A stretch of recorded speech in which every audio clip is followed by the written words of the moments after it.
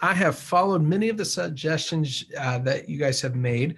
I'm assuming he's talking about maybe us and previous sex therapy videos that we have done or others on the team. It says that, oh, well, I lost my screen. All right, I'm back. But my wife is still not interested in sex. We've been married for 13 years now, and I'm losing hope. My heart just hurts reading the question. It's such a discouraging place to be. I can just hear the pain in the question. It's going, what do I do? And that I want to be wanted by my spouse. There's this part of my life. I'm attracted to them. I enjoy connecting with them. I enjoy sharing this, and it feels painful to feel like my wife could be perfectly okay if we never had sex again. And he doesn't seem to understand or care about the pain that it causes for me to feel unwanted and to feel like this isn't part of the relationship that matters to her. So I want to maybe tee it up for you, Tish. Just coming from a woman, coming from a wife, what do you have to say to this guy that is, facing the pain of this, facing the struggle of this? And I'll let you maybe speak to him, but then also maybe if you were going to step aside and put him in another room for a moment and sit with his wife for a moment and kind of help her get into his shoes just a little bit. What is it that you would share with her? Yeah, I mean, my heart really goes out to this individual as well, Josh. I do hear his hurt and really admire. He's obviously like worked hard, been searching, been pursuing, wanting to bring help and healing to this area of his relationship. And it's super discouraging to be at a place where it's kind of like I've burned through all the resources, all the things that I've known to do, and I feel stuck. And so that is a very painful place to be. And so I think I just really feel for him and really admire his, just reaching out and the work that he has put in to learn and to grow and to invest in his sexual relationship. And so I think that shows a lot of goodness. I don't know this person personally, but I think just hearing that, I feel respect for that, and that he's engaged in growth. And so I don't know. I think I just want to speak to that. And then if I could sit down with his wife and be able to talk to his wife, there's so many different things, like so many important aspects of a conversation, when there's been a lot of hurt in the sexual relationship in a marriage or with a partner. And I think that I would be really curious about how she understands his struggle. And so how does she characterize and understand his desire for sex? How does she understand the pain that he feels? How does she understand masculine sexuality? I think I would. It's so hard in this setting, right, Josh? Because I'm like, well, I want to know her story and I want to know his story. Right.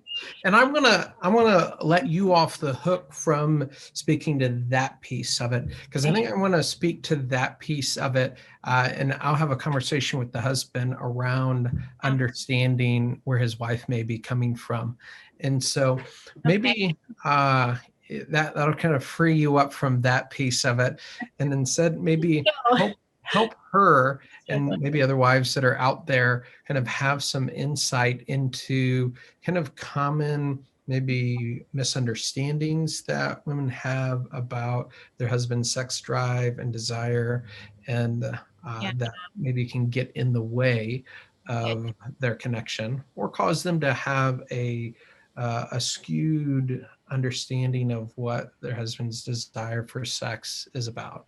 Yeah, thank you. I was struggling because we've sat with, I mean, my heart gets tangled up because we've sat with so many couples and we know how painful this is and how Know frustrating. there's more to the story, right? Oh, We yes. know that, that for the pain that the husband is feeling and feeling rejection and feeling these different pieces and wanting for closeness and intimacy, there's a counter to that. And there's a story on the wife's side also. And we Yeah, don't want to neglect that reality as well and make sure that we attune ourselves to that as well. yeah, absolutely. So I think I would just want to have a conversation with her about how good his sexual desire is for her. That God wired him and his sexuality to desire connection and bond with her through his sexuality. And that when your husband connects with you sexually, he feels such a powerful emotional and physiological connection with you, that God created it to be so powerful that he would want you more than he would want anyone else. That, as a wife, I might think, man, there's always going to be people that are more attractive than me, that are going to be more physically desirable than me. And so what makes it where my husband would want me more than someone else? It's this, that God created my husband's sexual desire in his body in a way that whenever he connects with me sexually, it actually creates a bond with me that no one else in the world can compare with. It's an emotional, spiritual, embodied bond.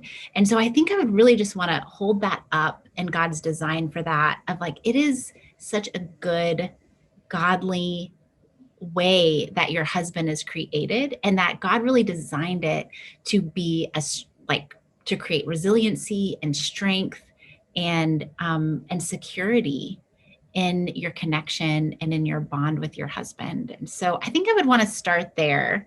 I don't know if this is resonating with you, Josh, and if Totally. you've sat with Totally. couples. Because I think a lot of times male sexuality gets a bad rap, right? Because certainly there's a lot of distorted male Yeah, sexuality out there, and there's a lot of abusive and destructive things that yeah, that men have perpetuated against womanhood as a whole. And so as a result, that sex can be seen through this lens as something dirty, something bad, something exploitive, something dangerous, something where uh, women are used for sex, as opposed to what you're describing, and just really the beauty of what God's designed it to be. And while yes, that ugliness certainly does exist, that's not the design of sexuality. no, And we're looking at redeeming the sexuality into God's design and having it be this beautiful, amazing thing that it's supposed to be for couples. yes. And I would say, even if your husband's sexuality has been hijacked by brokenness, to cast a vision for its essence and what it is on a foundational level, that even if it has been hijacked and he has his own porn addiction that he's overcoming, or he has his own brokenness with its own history that has impacted his sexuality, because we know it's like you can't live in our culture without your sexuality being assaulted from a very young age. I think I would want to cast a vision for, even if that is the case, this is what God's design is. And this is worth fighting for, worth working towards, worth upholding. That even if it has been hijacked and your husband is, kind of bogged down or feeling trapped in his own brokenness in his sexuality, that there can be a freedom and a liberation of his sexuality for the purpose that God designed it to be. And at its core, it is in his body. It was hijacked. It was able to be hijacked in the way that it has been hijacked because of God's original design, even. That there is this drive to connect and to be desired and to connect through sexuality, that God, he did it on purpose. Totally, totally. And it's a good thing that it Yeah. really brings bonding and closeness and connection. There's a lot of neuroscience behind that, hormones, information and study that's behind that we could get into. And we do in some other articles. And so if you're curious about that, you can go track down those other videos around those pieces. But I want to, kind of use a story or an illustration that I do sometimes in therapy, just to kind of help gals have an understanding of the significance of that sexual relationship for men, because it is incredibly significant, both for men and women, but it's integrated into male identity in a way that's a little bit different from women. That is, there's a sense of our sexual identity and our masculine identity being very integrated into each other. And that's evidenced by how we talk about our sexuality and how we experience our sexuality. Right? That women experience a separateness between their personhood and their sexuality that men don't tend to experience. For example, it's common for me to have gals come in, sit on my couch and say, my husband doesn't really care about me as a person. He's just interested in my vagina. It's like I'm a walking vagina to him, right? Like he doesn't even care about me as a human being. Right. This is never a conversation I have with men. Like I have never in 10 plus years of doing sex therapy, had a man come sit on my couch and go, Josh, I'm just a walking penis to her. Like that's sex, sex, sex. That's all she cares about. She doesn't really care about me as a man and as a person. It's only about sex.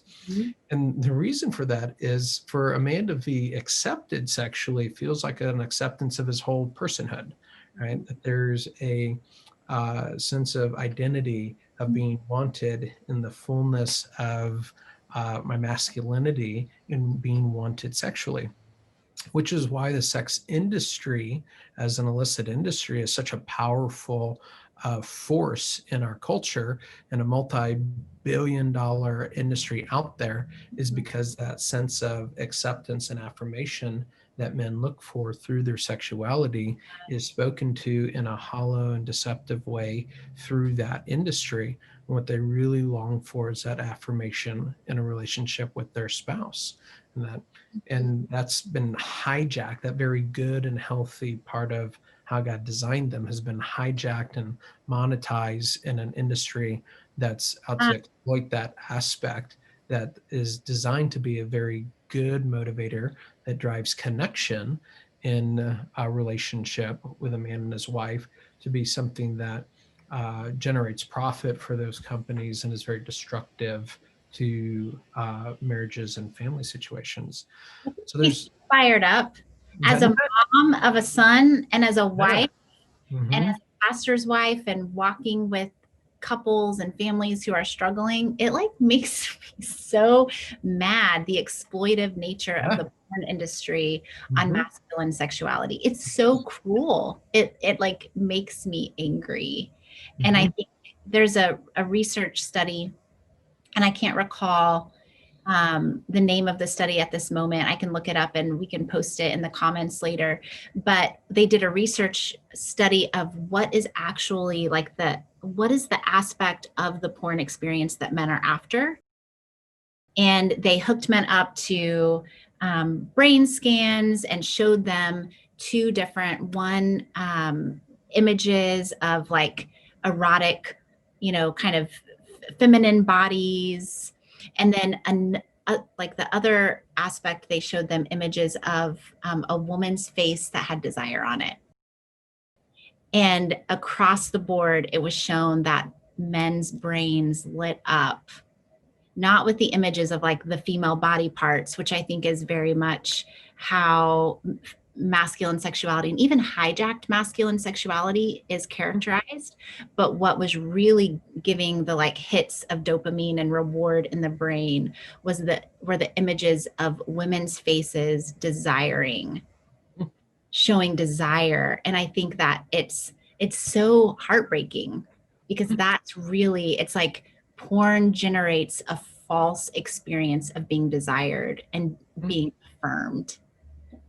Yes, totally. That false intimacy there and that longing for acceptance, is really what is the addictive agent, or the piece that kind of draws in and makes that such a significant thing for men, for sure. And if men are honest with themselves, and I think about the even the pieces that are most erotic in terms of erotic material are just what you're describing there. The looks, the sounds, the communication of being wanted and being worthy and being found desirable. That's porn never says no. Porn is always interested. You're always attractive, desirable, and wanted. And that every fantasy involving pornography that a man would engage involves being sexually desirable and attracted to and thought of in an affirming way around their sexuality. And that's speaks to an affirmation of their sense of personhood and who it is that they are. Again, that integration between sense of personhood and sexuality. That's to be accepted sexually is to be accepted, and to be rejected sexually is to be rejected in a holistic kind of way, and is incredibly painful and difficult.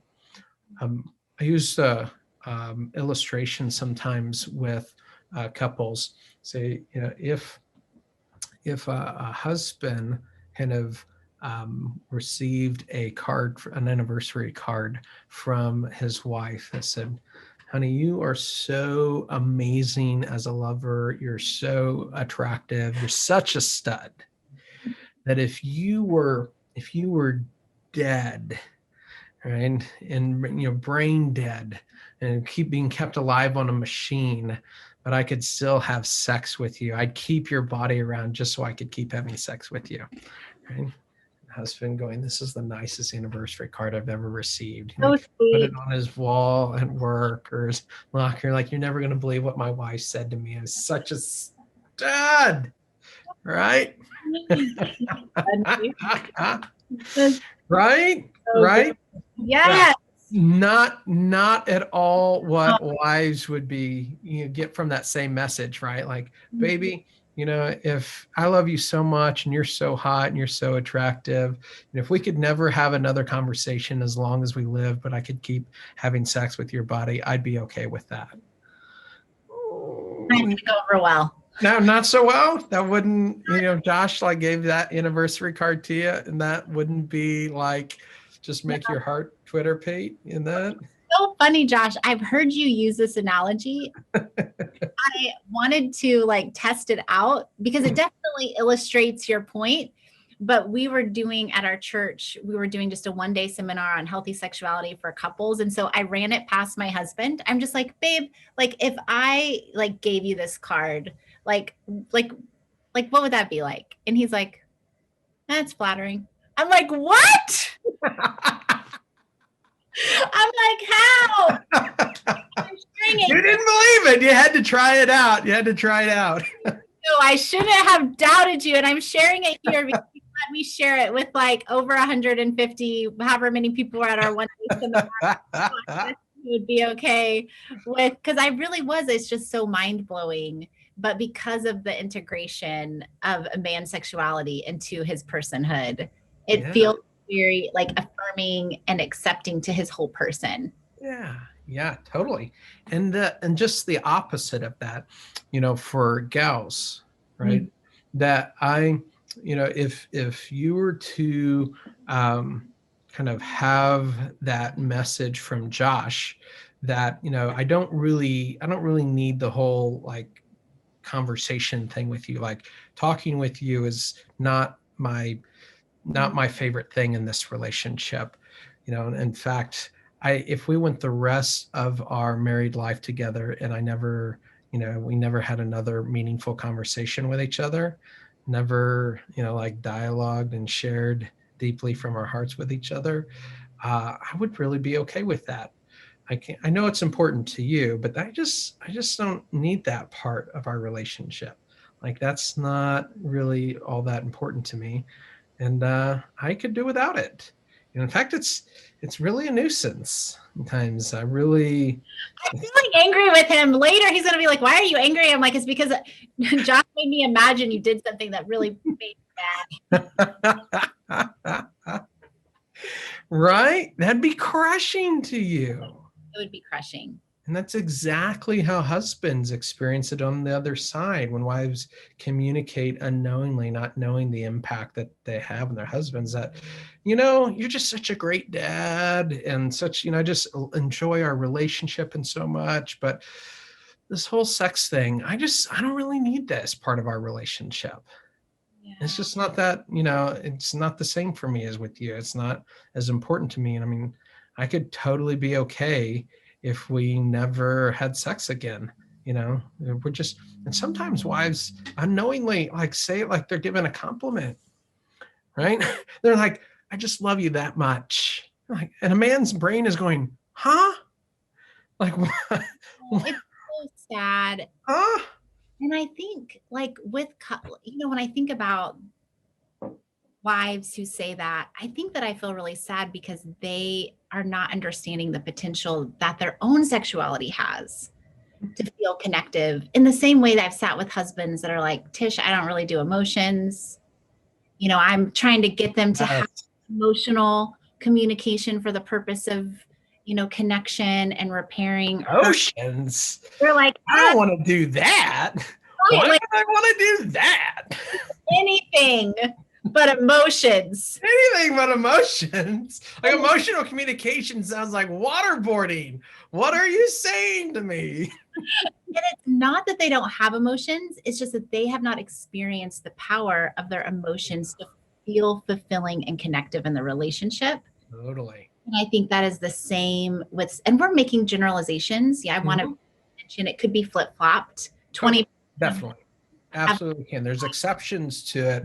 But we're generalizing because the majority of folks that we're working with, easily 80% kind of fall in the category. Now, 2 out of 10 is still millions of people out there, millions of couples. So there's still lots and lots of couples that would be flip-flopped. But definitely 8 out of 10, it's the man who's going emotions. What? What do I want? I don't want to do that. Because vulnerability has meant pain, vulnerability has meant weakness. It has not been characterized well, and so they haven't experienced what vulnerability can mean and what it can feel like and how fulfilling having that closeness and connection and safety in relationship can really be. and that it's, I think interesting that generally speaking, that I think women maybe more intuitively can do emotions and connect through emotions, and men maybe more intuitively, especially with our culture. We won't get into that, but with how femininity and masculinity are nurtured. But anyway, don't even get me started on that. How little boys need as much touch and cuddles and affirmation as little girls do. You sound like you're a mom of a little boy. I do. Can you tell that men, for different reasons, maybe more intuitively connect through sexuality, and that those can, pun intended, marry well. Thank you. Totally. I love it. Yes, You're absolutely right. And I think there's a quote or a little segment in a training with Sue Johnson, who's the founder of Emotionally Focused Therapy, that when I listened to it, just resonated so much with me as a man.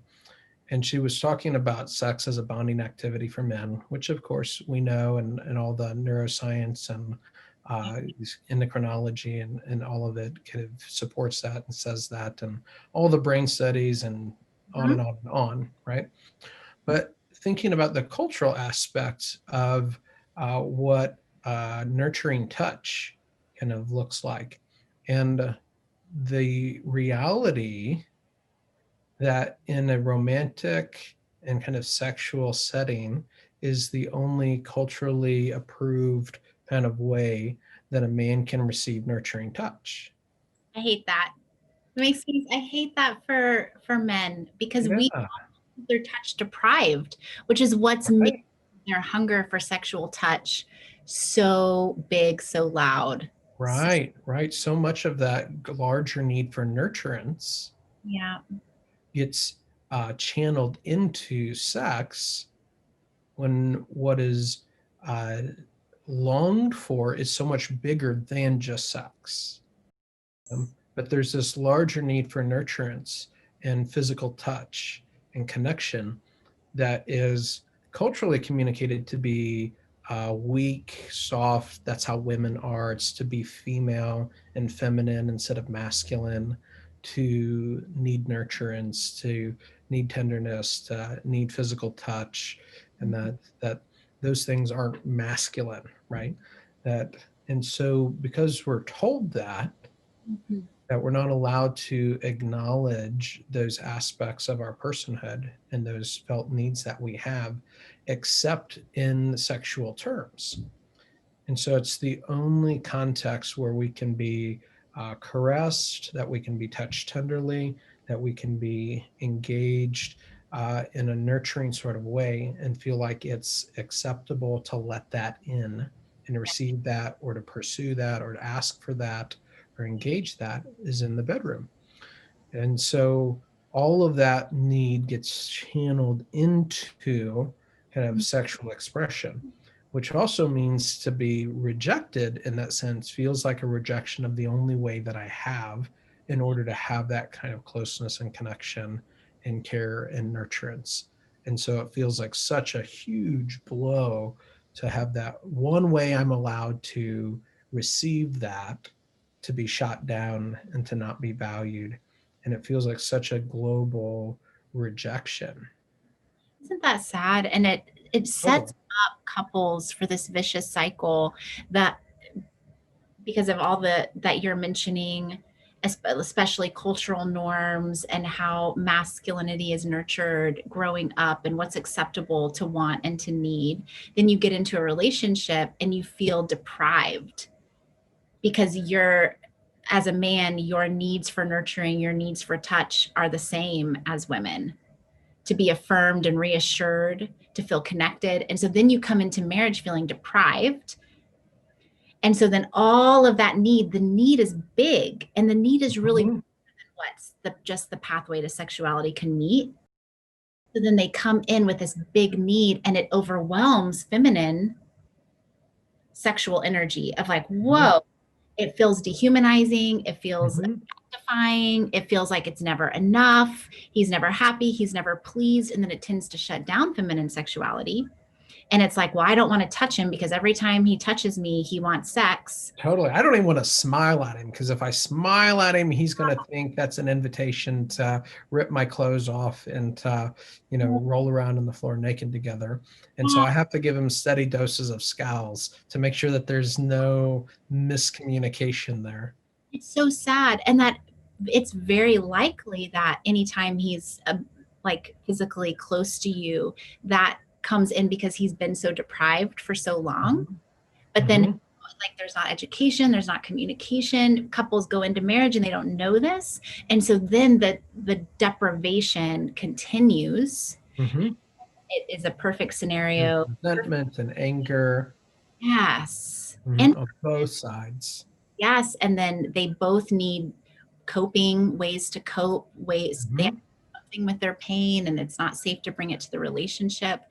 And it is heartbreaking. Mhm. Yes.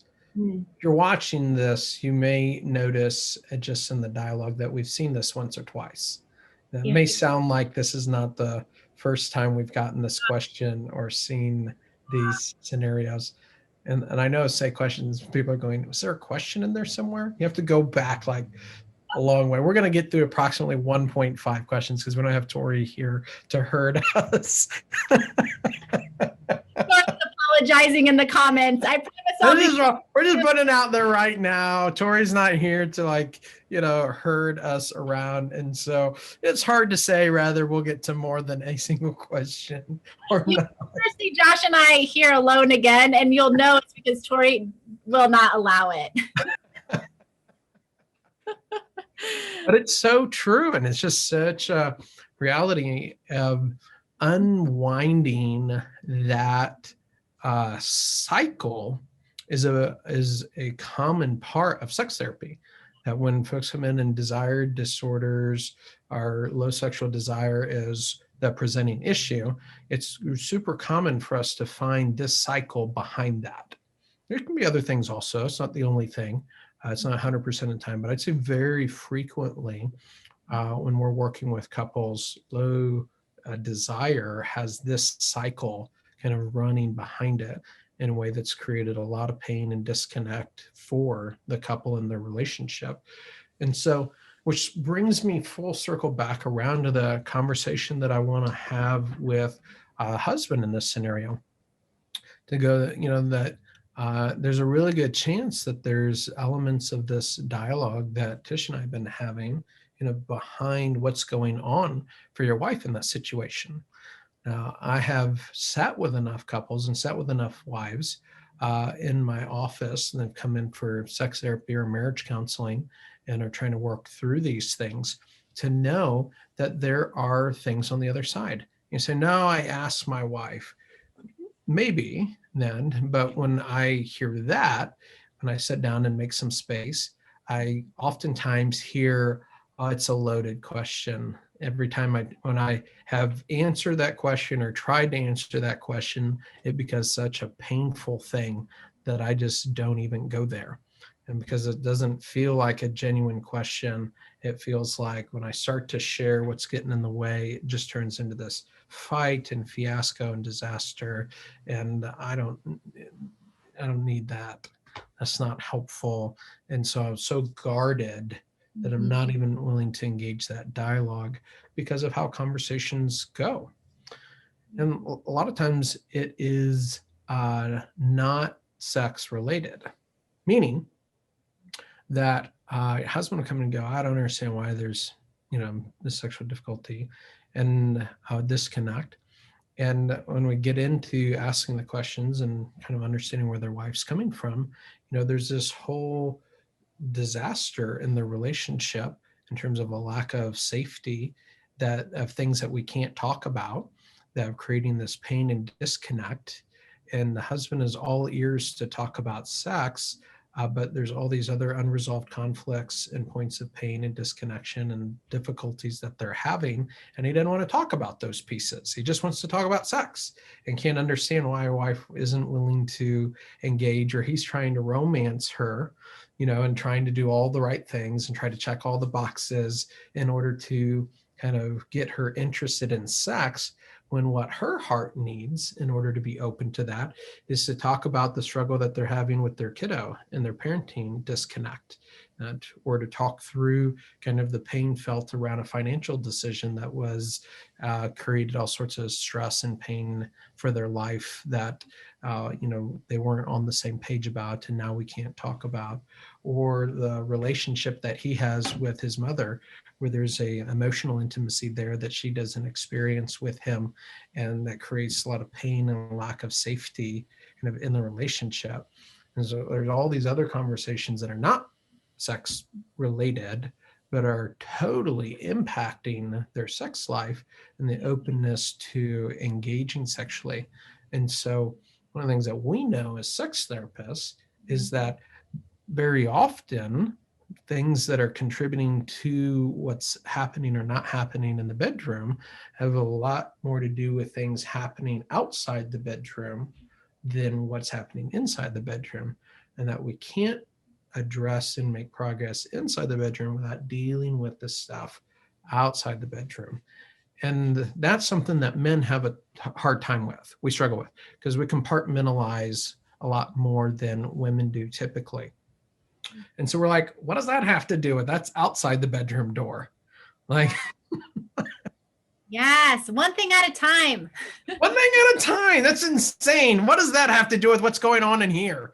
That's nonsense. Sure, we're fighting like cats and dogs. We can't speak a nice word to each other, but that's all outside that door. Why can't we be naked together inside here and put all that behind us? I'm ready to put all of that behind us. Let's just be here and be naked together, right? Sure, I'm mad at you too, but that doesn't mean that we can't get naked together. Yes. And it's just like, not. She's not a man. She's not wired like you. It's not going to work for her to kind of compartmentalize all of the relational pieces and all the life stressor pieces and all of the parenting stressor pieces and just kind of like put that in a box and ignore that and be lighthearted, free and open and sexually available. Yes. And which is not really a healthy relationship anyways. Oh. Because even though it's like that man that would be in our office, it's like I feel for him too. I'm like, there's so much more. Mm-hmm. You Totally. that kind of your idea of intimacy, even though that's better than having all this strife and no sex. It seems like having sex in the midst of strife would at least be an improvement. Right. That isn't intimacy. And there's actually so much more for him as well. And that emotional connection is going to be as fulfilling to him as he knows sexual closeness and intimacy can be. That the emotional connection, the sexual connection, the spiritual connection, that, you know, all of these pathways of connection, sexuality being one of them, like he needs all of them, but it's hard. It feels like if we just were having sex, then everything would be better. But sexuality does not solve connection problems. It does not, believe it or not. It's true.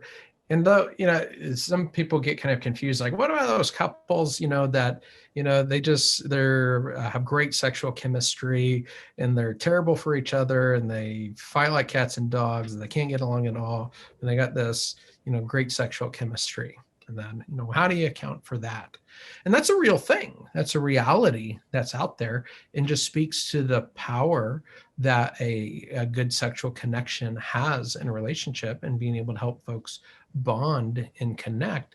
In couples who have really limited abilities to engage emotionally, typically in those situations on both sides, that neither party kind of acknowledges or has an understanding of what's missing because there's a low emotional connectedness with themselves on both sides.